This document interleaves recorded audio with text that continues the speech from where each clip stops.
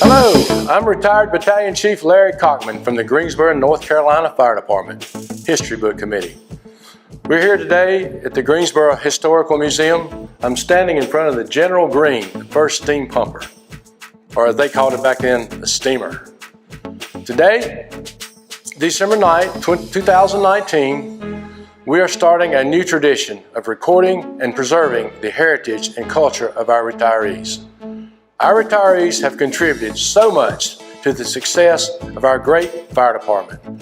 Their stories retire with them and are sometimes gone forever when they pass away. They will share their emergency calls that will always be a part of their memories forever. So sit back and listen as they carry us through their journey in the Greensboro Fire Department. Okay, my name is Johnny Wayne Teeters. My age is 78. My rank when I retired as fire chief at the Greensboro Fire Department. I had 44 and a half years of service. Before joining the fire department, I was going to Guilford College. I studied pre-med. My wife got pregnant. I didn't have any insurance and I needed to get a job. And I was playing basketball down the gym with some of the guys, and one of the guys said, "Hey, the Greensboro Fire Department's hiring." I didn't know what the Greensboro Fire Department was, but when I left the gym, I went on over to Central Station, went in the office, and Chief Boucher was the administrative chief, and he gave me an application. I filled it out and turned it in, and they hired me. When I started training in the Greensboro Fire Department, we had 28 members of our class, and I was very fortunate. 3 of our members, myself, Richard Johnson, and Chief Hilliard, Chief Hilliard made assistant chief, Richard Johnson retired as deputy chief, and I retired as fire chief. So 3 of us out of those 28 were very lucky to have the occupation we had. Yes, we lost a couple out of training. One due to wrecked a pickup truck out there, and he didn't tell the truth, and so Chief Powell called us all in the office, into the classroom. He chewed us out real good, and he said, "Okay, whoever wrecked the truck, stand up." Well, everybody knew he wrecked the truck, but being like firemen and guys, nobody stood up. So he told us, said, "Well, you got 2 choices. One, you decide who it was that wrecked the truck, or we're just going to get the whole class go." So it was very easy. Russell had to stand up and tell me he wrecked the truck. Harold Now, we called him brother-in-law. He and his brother-in-law both worked there. I can't remember his name right now. Monroe Nicholson, who was the biggest jokester in the world, son. I mean, he did things at the training center. He hung by when he had to rappel down there, and he couldn't ever hold on, so he hung up there. Chief Powell told him either he's going to do it or he's going to fire him that day, you know. Reichel, he was in our class. Okay. Actually, I can't remember all 28. That's fine. Yeah, there's so many funny stories. I could stay here all afternoon telling you funny things that happened.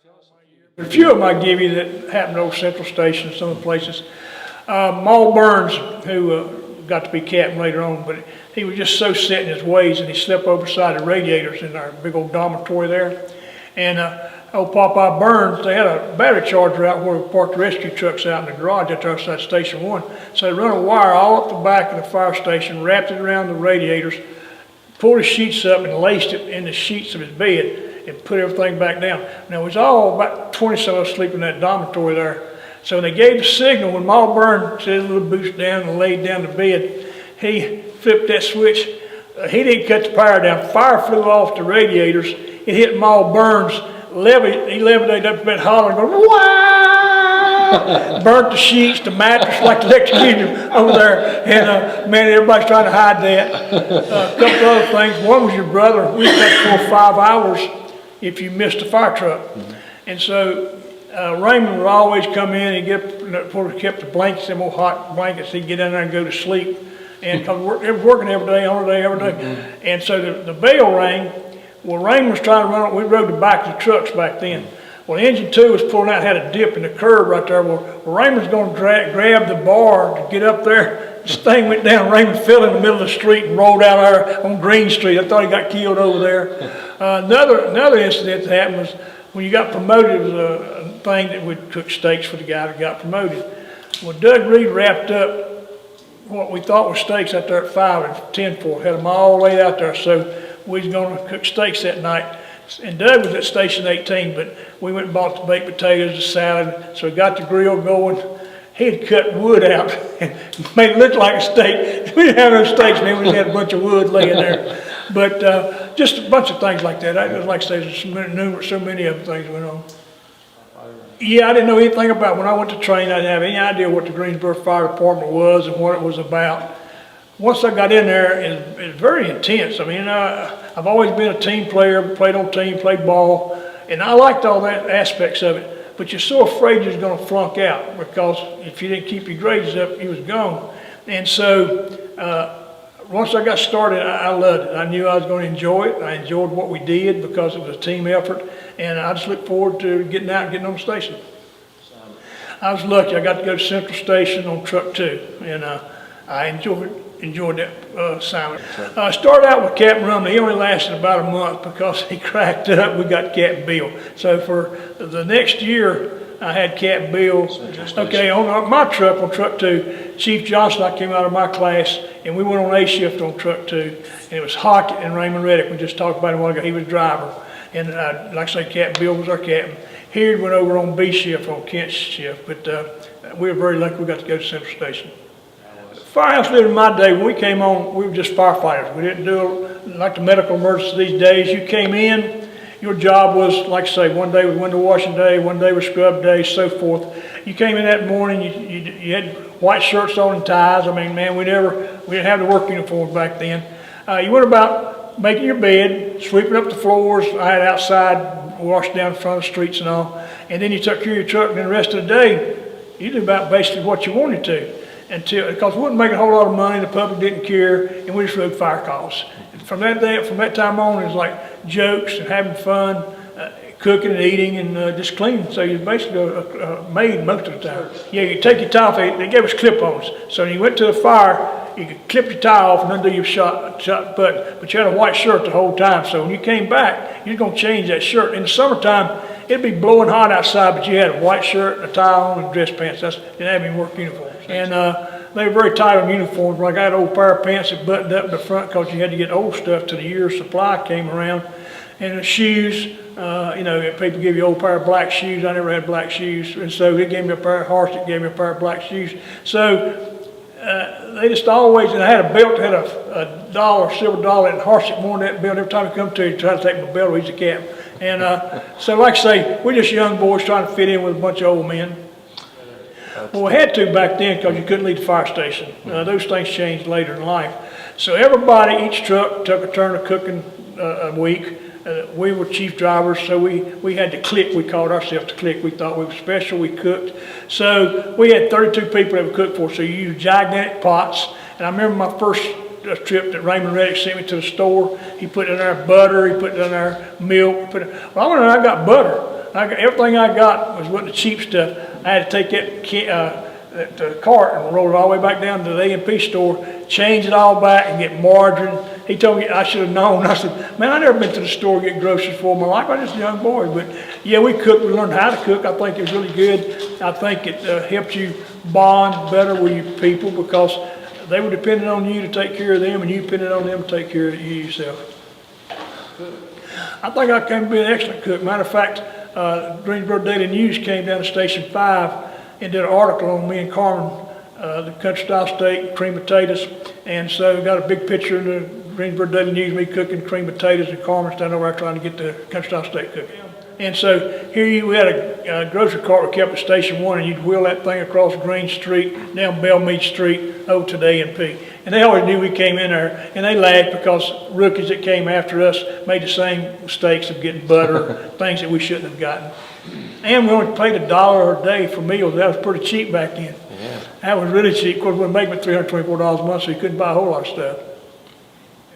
One thing about having the dorm, you lay in bed at night and talk about things, or your bedmate just right in front of you looking right at you so close because of the shortness of that size of the room. And you became, I think, a little bit closer and things back then. But the cubicle gave you the privacy you needed. If you had the TV in the bedroom, everybody had to hear the TV going all night long. If somebody wanted to be a jokester all night long, you had to learn to sleep through all that. So it had its advantage a little bit just because of camaraderie and because of learning the person with you and being close to you. But the cubicle was the best way because people are modest. When we started getting females, me being the chief or being an officer, you worried about getting yourself and your men in trouble because of somebody looking or the girls feeling out of place, you know. So it became a necessity. It wasn't just because we probably kept dorms and hadn't had females come on. Days off. Back when we first went on, you was on a day, off day, on a day, off day. So all day long when you was on that day, you was thinking about who you're going to play golf with, who you're going to go play softball with, who you're going to do something, throw horseshoes to go help and build something. These days and times, it's changed so much because kids in electronics, they're on their iPhones. You see them on the corner, texting over there, looking at Facebook. So they spend a lot of time messing with the technology, which has good and bad points there, but I don't think they interact as much as they used to like we did. What? Well, the older person, and I used to tell my people when I was chief or when I was anything longer, when one comes in, be friends with them, make them feel wanted. You know what I'm trying to say? You're going into an environment that you may not know anybody there anymore, and you've been away 5, 10, 15 years.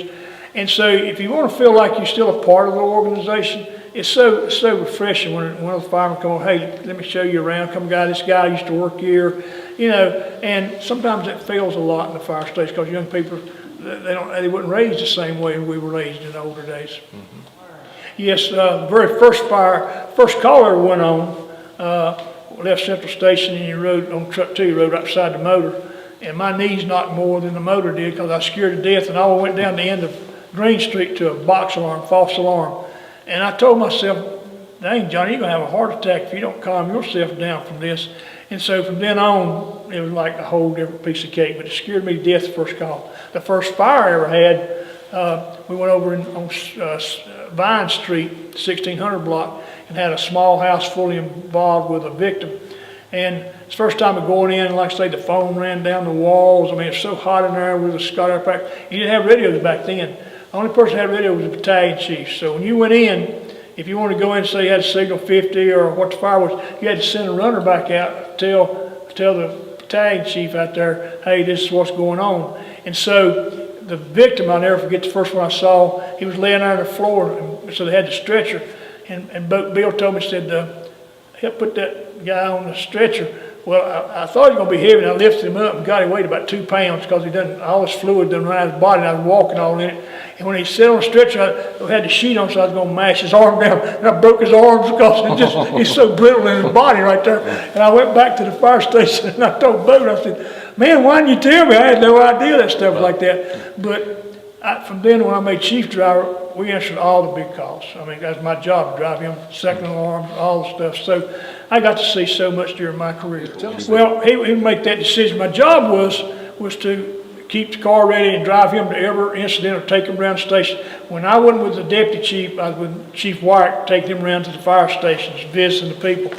So with Chief Chris, I got to see the man staying totally cool. When I'm sitting over, I wanting to jump out of my pants because I was scared to death that he was cool. And I can tell you some calls where he told him, you know, if they jumped up and moved that roof, he'd fire every one of them. And I can tell you about your brother laying on the ground. Everybody, of course, chemical blew up down there. There were a lot of fires. I got to see all the big ones. I can tell you that here about. So when Chris would go ahead and get started or move around, he'd tell me, he said, Johnny, go and get your stuff on, help me. If they really need, if they didn't, then I stood and assisted him, took notes, wrote his reports, and did things like that. It was a heck of a prestigious job. I don't know how I got it. I mean, I was just a young boy up there at Station 1 and just enjoying life, and I had no idea, never asked me. I just didn't went there long enough, so that's what made those older guys get mad at me right away because, you know, I was very lucky. It was a very prestigious job. Everybody was. Jerry Norwood, who committed suicide, Howell, he was on the other shift, but me and Norwood Wheeler, he was just there, you know. But so when I first made it, I was the salvage unit or the power unit, and like Wheeler was supposed to have been the first chief driver, head chief driver, because I was a young boy. But me and Chris just hit it off, and so next thing I know, they moved Jerry over on the power unit, and I was driving him. John Christopher, the deputy chief. He was a mentor to me. He was so cool. He was he knew how to deal with people. He was a great, he could be, with his knowledge base even back then, he could have came back and been a deputy chief in charge of the line these days because he might have didn't know about sectoring and all that stuff. But we'd go up on fires, I'm sitting there going just like Worth Chemical, things like that. I'm scared out of my boots inside thinking this guy got everybody's life in his hand. But he was like ice water, never knew, never seen. So he taught me how to be an officer. He taught me how to command the fire scene. He taught me how to stay cool because I asked him one day when he was riding around, I said, Chief Chris, how do you stay so cool and why? And he told me, he said, Johnny, he said, if I'm afraid, then every one of those men out there are never going to trust me to lead them. And it made such an impression on me, I thought, man, he's dead right. I was wondering if I could name some of them, the conflagration of Davie Street, when Southern Oxygen blew up out there and the cabins went down there and they went back to catch the hydrant because it was like World War II down there. When Vic Chemical burned down on Wendover Avenue, burnt that up, sitting over at the Carolina Theater fire, tanker fires, train fires, anything of any fire nature at all, I either wrote it. I was a captain or chief officer 37 years of my life on the fire department. So, and I was always at busy stations, so I always had the opportunity to go to a lot of incidents right there. But I loved it because you felt confident in what you're doing. When I went on, we didn't do medical calls per se. We had the 2 rescue trucks that ran the whole county. So we'd go on wrecks and drownings. The first call I went on was Vic Stockton, who was the fireman at Station 1 with us. He drowned, he was mowing his pond out there at his house, and his tractor turned over and it had his mouth just above the water, so any ripple you made, he'd drown him. Well, we got in there trying to hold his head up, trying to get the tractor off of him, and couldn't do it. But the wind blew the water and it kept coming, tried to pour in as hard as you could. And that made such an impact on me because his wife worked out with my wife, and Vic was such a great guy. But that was the first medical call and the first death that I saw on a medical call right there. After that, if there was a wreck, because I was chief driver, so I rode the rescue all the time. And I remember, to give you a little sidebar, Wheeler, when I first got over on there, we had the bands that run out of Central Station, turn the lights green, and we'd go out on calls. Got a call to the airport. Well, I was driving, I told Wheeler, you want to drive? He said, no, you go ahead and drive. He was sitting on the right. So I started flying down, it was friendly now, it was Gaston Street then. Well, a sheriff come out in old brown cars, he jumped, come around me, and I asked Wheeler. Well, I saw Chief Boucher, Chief Wyatt, Chief Chris, they all getting in that Chief Wyatt's car. And I told Wheeler, I said, they're going to be behind us over there. And wait, don't worry about them. We went down Friendly. The school zone out there where Friendly Shopping Center is now, it wasn't there then. And I run about 55, 60 miles an hour out there. Well, there was a school zone, but it wasn't time for the school zone. But so I blew on out and got to Gifford College, and they 10-19s, the plane landed, okay. Well, I turned around there, here I heard car 550 coming over the hill. And when they come by, every chief was looking out that window as they went by. And I told Wheeler, I said, we in world of trouble. He goes, no, we ain't no problem. Well, come back with chest and hose, so he was trying to hang it in the tower. Well, there's about 30 firemen out there. This remember, Chief Chris, I can't say what's said now on camera, but Chief Wyatt come out that door. Where's that Johnny Teeters? Well, my blood like left my body. I like that went to. He called me in there. He cussed me. I was a young boy. I never been cussed like that. I said, he's going to fire me tomorrow. And Al Stewart, Captain Stewart, he was driver of engine 1. He said, Johnny, don't worry about it. He said, I turned engine 1 over in the middle of Bellmead Street. Well, the next day I'm standing up there at the radiator. The moon come by. Hey, boy. I'm like, dang, man, I thought you were going to kick me.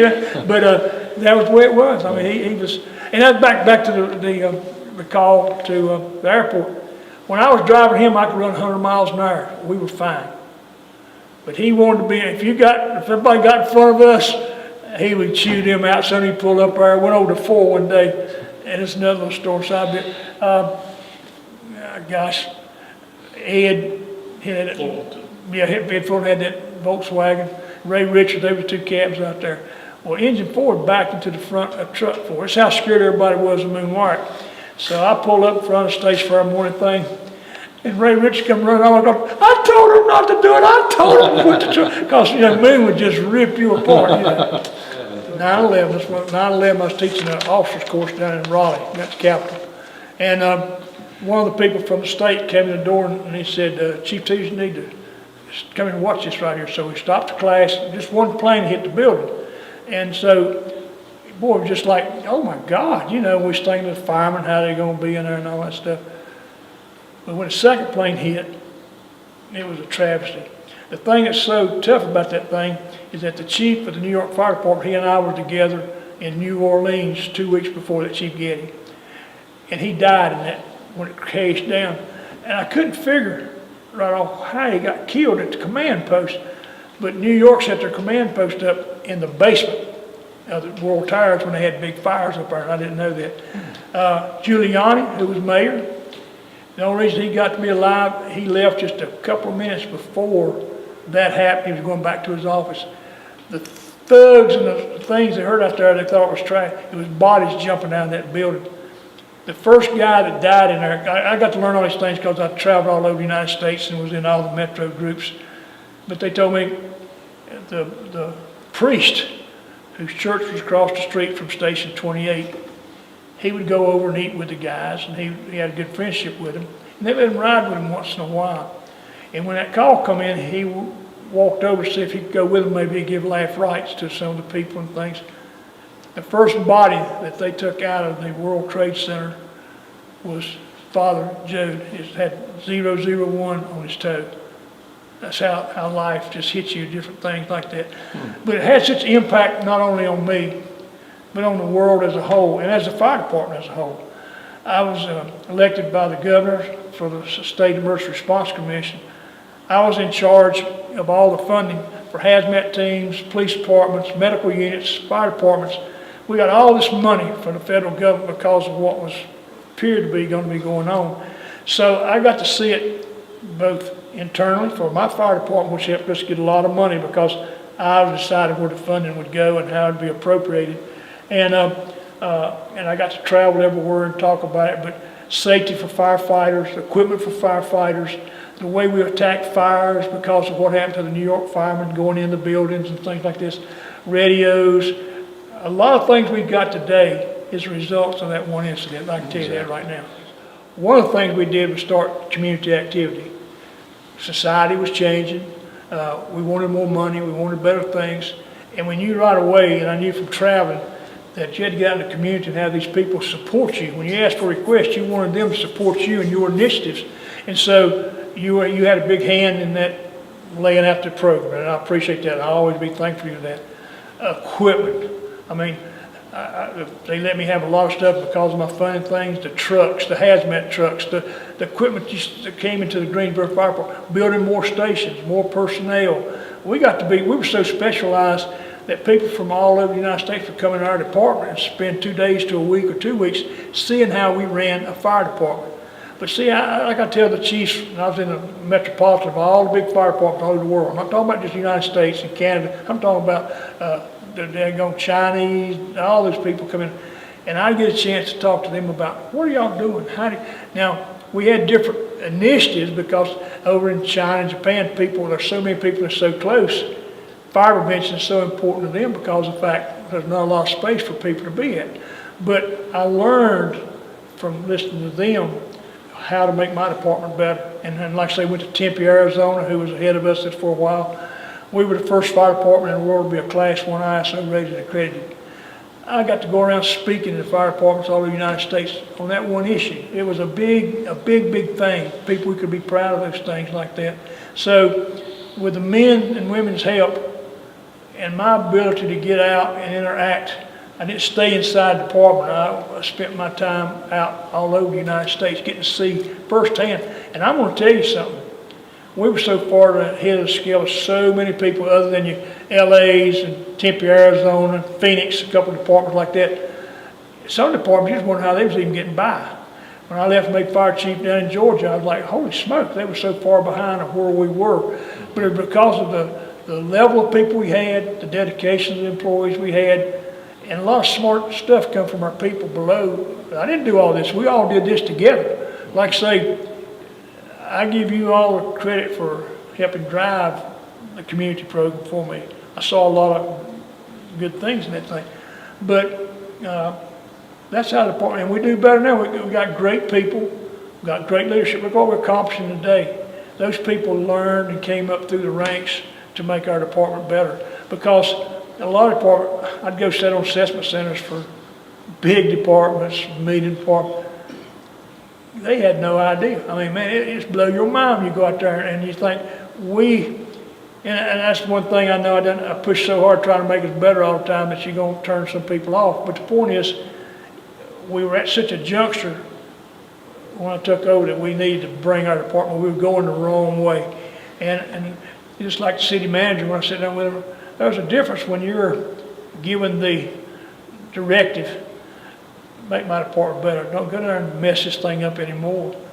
And you sit there for a minute, you're so tickled to make the fire chief, but then you realize, oh my God, everybody in that whole fire department depending on you to build this place, to keep their jobs, to get the money. I mean, we got raises and things that were just unbelievable because we constantly pushed. We had people, everything went down there, we had rhymes, reasons, and proof of what we needed. So it wasn't going there just begging. That's like all these stations you see built.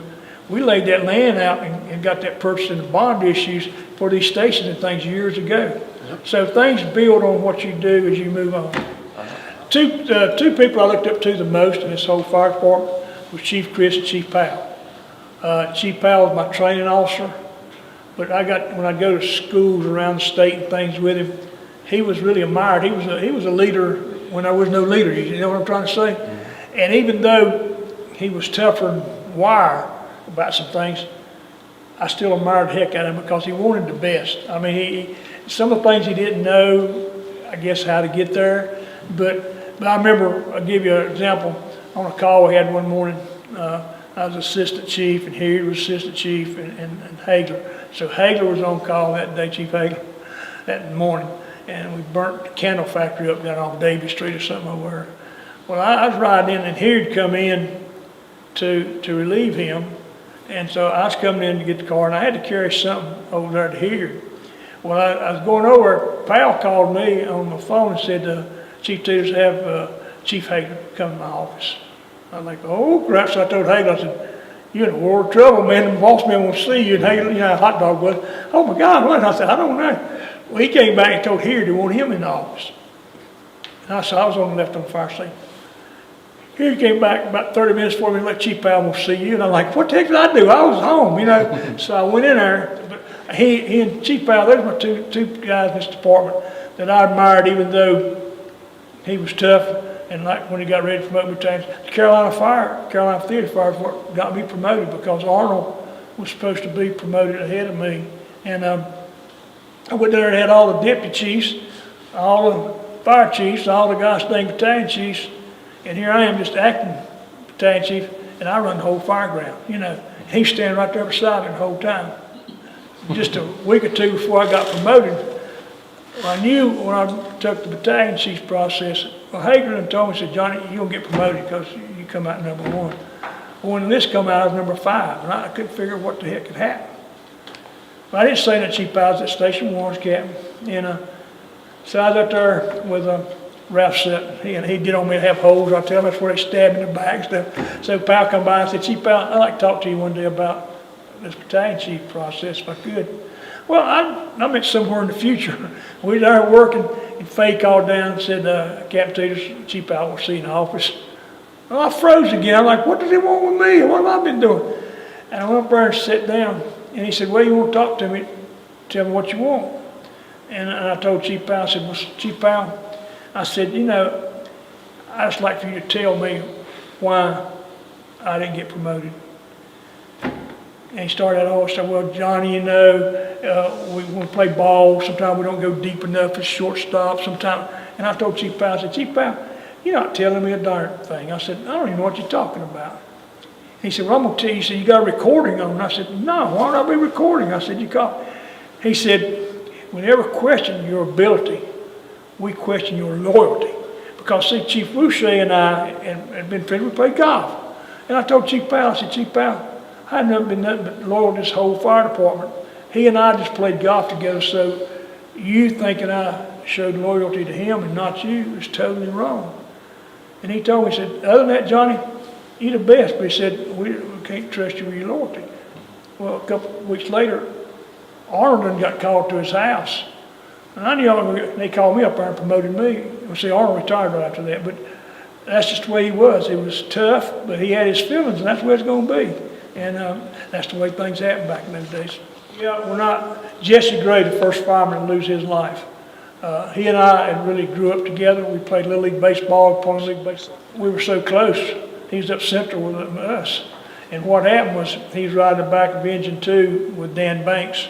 Fred Lawrence was driving, and Paul Brown was the captain.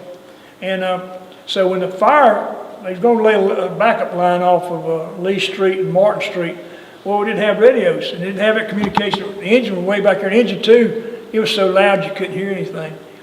Well, Dan was scared to death. You know, he was just holding on to the bar. And Jesse got off to pull the hose off.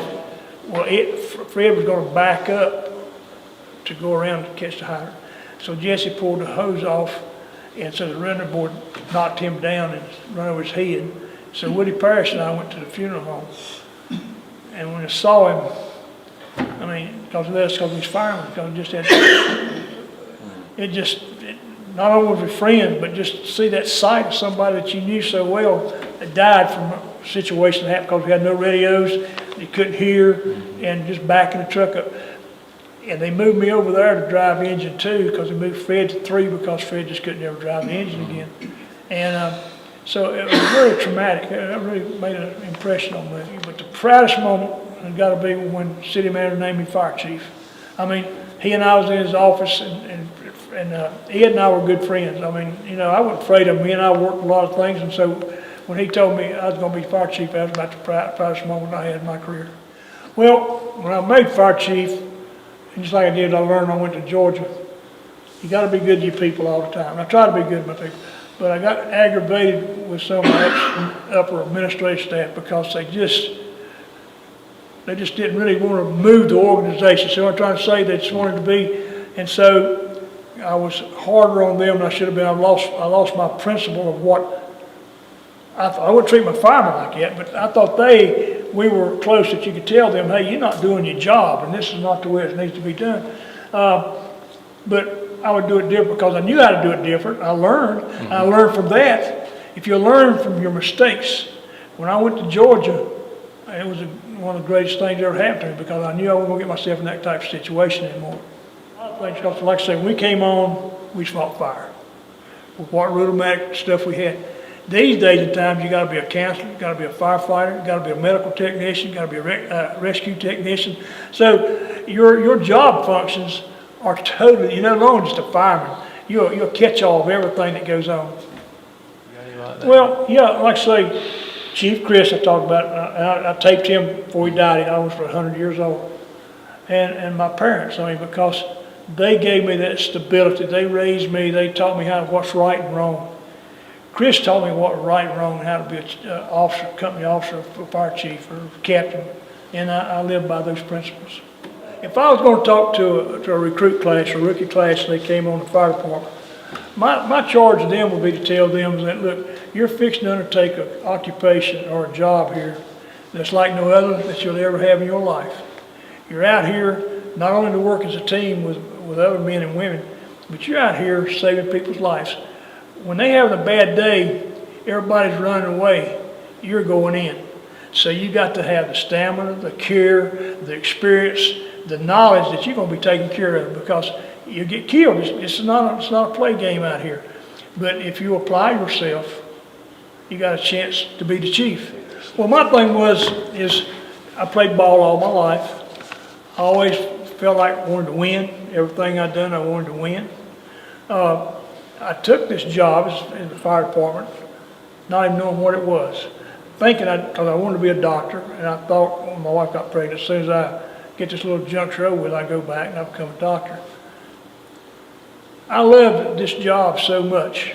That's why I never, even when I was called names my job was to take care of my people, do my job at the fire department, and stay ready. I studied because I wanted to go up. I had to compete because it wasn't those days of giving anything to you. You had to compete against 200 other people. You had to compete against some smart people.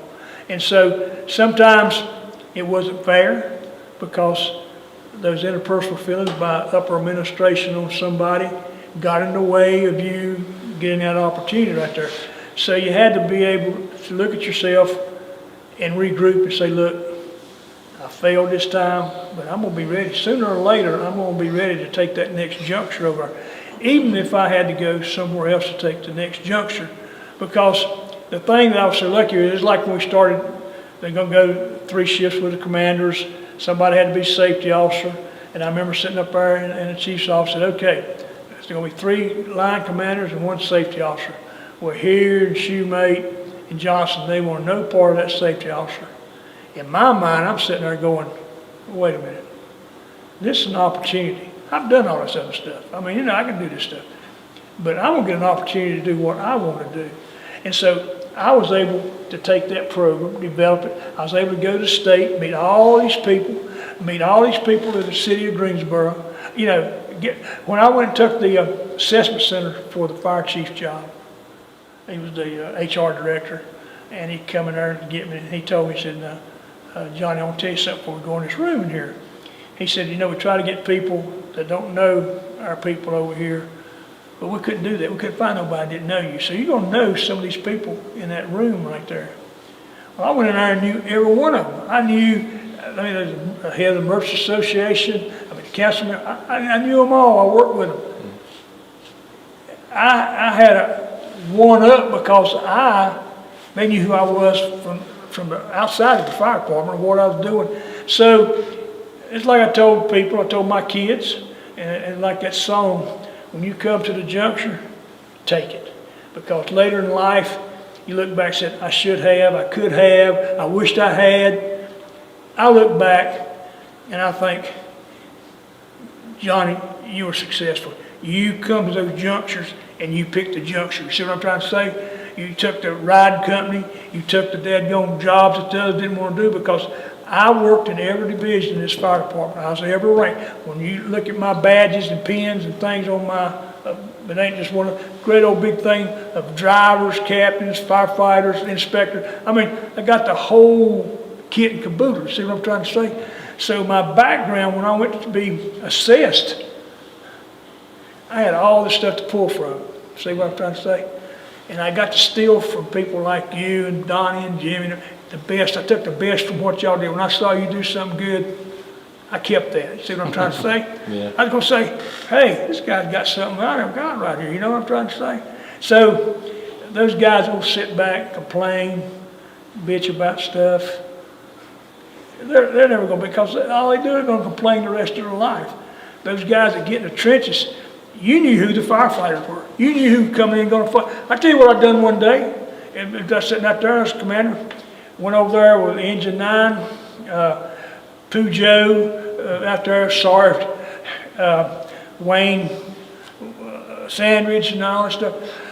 And Carmen was the battalion chief on the call. Went over there and I pulled up. There's pine needles on the side of the big apartment complex on fire. Before I was leaving, I was burning the goddamn place down. You see what I'm trying to say? They wouldn't fight fire. So you're going to get negative stuff talked about you, but you know in your heart. So you said who I am. I done what I needed to do and what I thought was right.